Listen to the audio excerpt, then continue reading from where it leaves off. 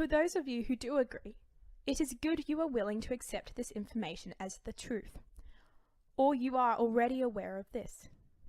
If you took a guess and thought this information sounded right, you are correct in making this assumption. The sources of these stats are from Challenging Racism, an anti-racism research organisation, and University of Western Sydney, both of which are very reliable sources for stats on racism due to their high authority and status. So to inform more people about racism, I became an author. Most didn't read the book, but instead commented on its plain cover and expressed that as their reason to ignore the book.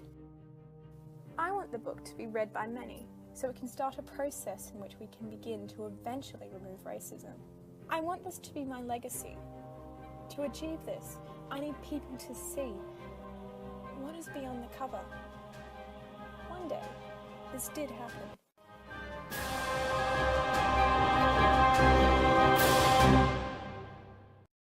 Good morning.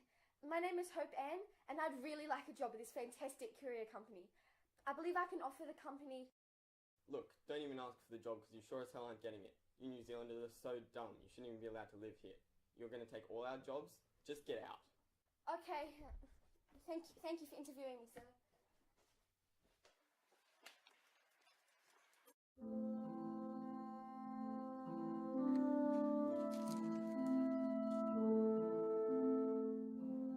Four years ago, I moved from New Zealand, and, well, life has been ridiculously tough because I have no one to talk to. Not even my parents. They're dead.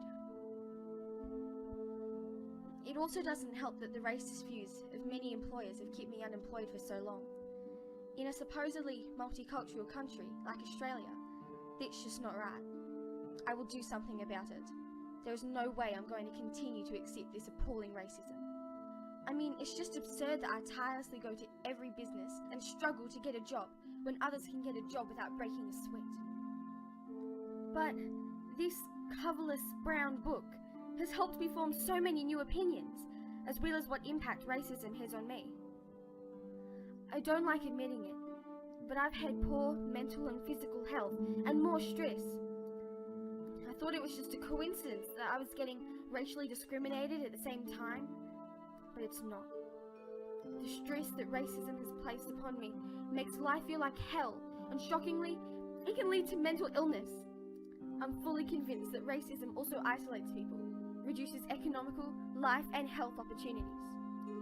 I know this for sure because racism has made me feel so trapped and so marginalized from society. Racism simply undermines each of my rights for no decent reason.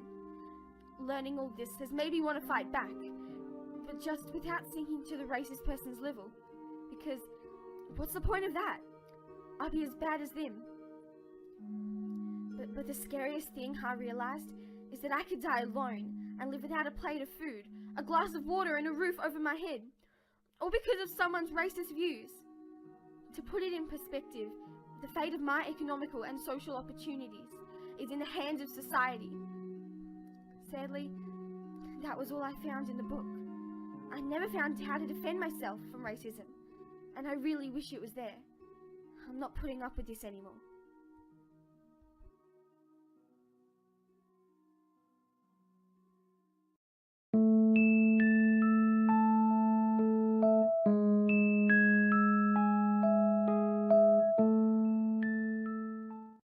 Beat him up, Blake. He's gonna kill us all. Seriously, get out of Australia! We don't need you and your race terrorizing us every time. Not everyone in our race terrorizes people. Yes, they do!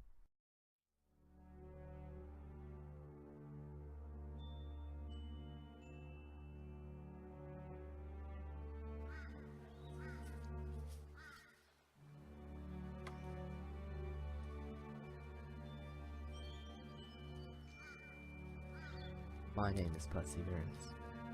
I failed.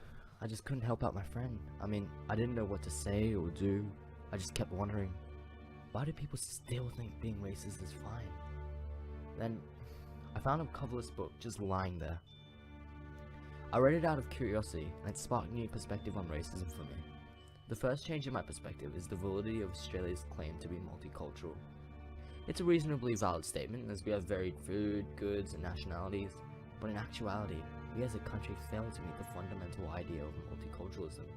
I think it was the Australian Race Discrimination Commissioner.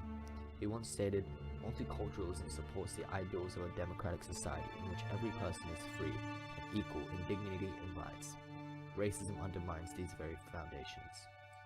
So if this is Australia's identity, why do people think it's still fine to be racist? It's achieving nothing for anyone. I guess some just simply fail to understand the effects of racism without experiencing it. Actually, racism is also futile when looking at it scientifically. Since racism is the belief that certain races are superior to others, this supremacy has to be achieved by an alteration in the genes, but even science agrees that there is little evidence to support this. Oh, there it is. Dr. Templeton, who had a PhD in biology, analyzed DNA from the global human populations. The analysis showed that there were indeed variations between the DNA, however they were mostly individual variations and not seen across the whole race. What he ultimately found was the genetics of each race is almost identical, meaning we are essentially all very similar, making racism even more pointless. But maybe some are racist to be funny. The commissioner also once stated that you may say something you don't mean, but it can really make someone feel small. However, the book elaborated that if the racist joke is between your friends and everyone is laughing, then it is more acceptable.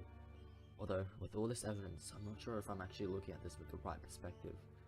Is racism actually that futile?